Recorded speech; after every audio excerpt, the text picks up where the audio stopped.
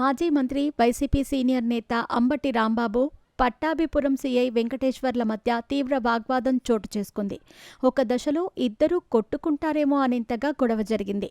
ఇందుకు సంబంధించిన video social మీడియాలో వైరల్ అవుతోంది. ఇటీవల ఉత్తరాంధ్రలో మాజీ మంత్రి సీదిరి అప్పలరాజుతో ఒక పోలీస్ అధికారి ఇలాగే దురుసుగా వ్యవహరించారు. అసభ్యంగా మాట్లాడి విమర్శలు ఎదుర్కొన్నారు. ఇవాళ వెన్నుపోటు దినం కార్యక్రమంలో భాగంగా అంబటి రాంబాబు పట్టాభిపురం సీఐ మధ్య తీవ్రస్థాయిలో వాగ్వాదం జరిగింది.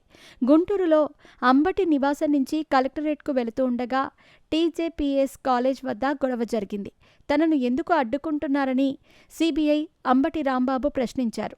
అడ్డుకుంటామని సీఐ నిర్లక్ష్యంగా సమాధానమిచ్చారు. ఎలా అడ్డుకుంటారో చూస్తామంటూ ముందుకు కదిలేందుకు అంబటి కదిలే క్రమంలో సీఐ దురుసుగా వ్యవహరించారని ప్రతిపక్ష నాయకులు అంటున్నారు. అంబటి రాంబాబు వైపు వేలు చూపిస్తూ సీఐ మాట్లాడటంతో గొడవ పెద్దదైంది. దమ్ముంటే తమతో అడ్డుకో అని సీఐకి అంబటి రాంబాబు సవాల్ విసిరారు. అయితే మాటలన్నంతగా సీఐ చేతల్లో చూపలేకపోయారు. అయితే సీఐ ఖాకీ యూనిఫామ్కి బదులు పచ్చచొక్కా వేసుకున్న రాజకీయ నాయకుడిలా వ్యవహరించారనే మాట వినిపిస్తోంది.